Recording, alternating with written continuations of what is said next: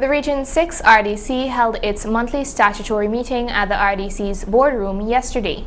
More details in this report. The Region 6 administrative body, along with the regional councillors, met on Thursday, October 3rd at the Region 6 RDC boardroom in Vrijmenswerve, New Amsterdam, for their monthly statutory meeting, where a number of matters were discussed. The first matter that arose was one that involved aerial spraying for paddy in Berbice. This was one initiative that was requested many times by farmers in Blackbush and other areas that cultivate rice. The regional chairman, Mr. David Armagan, spoke on this matter. He's asking here for an objection letter from the RDC as a requirement for permission from the EPA to start this aerial spraying within the region. Who's asking for the permission in the This is a private company owned by Christopher Holder. In other countries that use aerial spraying, the rice area is specifically outside of any other area.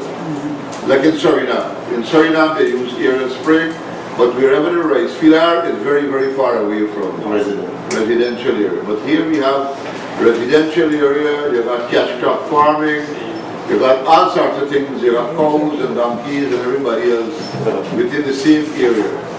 So this probably might need some further consideration. Residents of Ogleton Dam in Angois Avenue issued a letter to the chairman for the RDC to rehabilitate the bridge and road that was recently repaired in their area. Ogleton Dam? But we need to pay some attention to some of these things that people are raising, and the RDC will take some licks for it because they say we're not doing good work, we're spending good money and we're not getting good work. So Bishop, you could have a look at it and see. I don't know if anything can be done in this late case, but if we could have a look at it and see if anything can be done. The RDC then requested an apology from Councillor Divin Sukraj, who allegedly made some misleading remarks about the RDC during a television program. Councillor Douglas, followed by Councillor Sukraj, spoke on this during the meeting. Then Mr. Armagan put the matter to rest by saying, "That is what he needs to apologize for. The RDC is misleading the public." Oh, that's what it is? Yes. So that needs to be cleared up, and if that does not, well then this councillor is holding us a ransom. Now whatever we discuss here, he's making a big blunder by stating the chair that you misleading the public. For the street lights about $3,000. You said the resident have to pay $3,000 for one street light per month, and it was $300 a month. So that was the part that was made a mistake in the papers. Probably missing the papers, and that was it. No, that was in the sample news. When the chairman mentioned when he talk about the street lights. So I was misquoted by the... They probably misquoted, I don't know, but you mentioned $3,000 per month for one light, which is $300.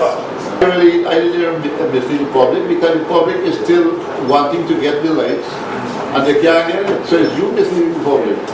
The chairman then expressed his disgust in the manner in which an employee of the RDC is tackling emergency issues in the region.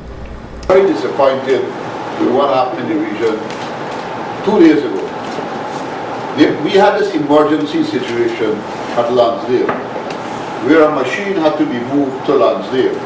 And then when we sealed that bridge, we had to move the machine immediately back to Shitanka to seal the bridge there as well. Now, when the sea defense people asked for assistance, our employee from the region, what's his name? Travis. Mr. Travis said he can't get people working overtime because there's a lot of, people got to go at so and so time. Remember I called you, Rich? And you have to call him. But this is a nonsense. I don't understand the region. We are in an emergency situation, and you look at overtime, and look at you got to go home, and everybody has got to go home. This kind of nonsense can't work. Because this is an emergency. If you got to come out night time, whole night, we got to get the work done. Because people are being affected. So it's not a question of your convenience. It's a question of solving the problem. And I was extremely disappointed. The Director of Region 6 Health Service, Mr. Javon Stephen, also alluded to the state of the Skellen mortuary that was out of order for some time and the water ambulance that was recently commissioned in Baracara. While it was out of order, we were storing bodies based on ice packs. So the patients had to go to private facilities to endure the hardship. Right. So we had contingency plan in place. Chair, as it relates to all the things that Mrs. Hussein spoke about, I want to ask the health committee to visit and make an assessment on my own about these things. Because I know, yes, there was one time when we had an extra issue, but extra issue has been resolved. The drug shortage has been resolved. Yes, we had some issues. 24 hours laboratory services is still ongoing. Indeed, the ambulance came. We weren't getting enough revs from the ambulance.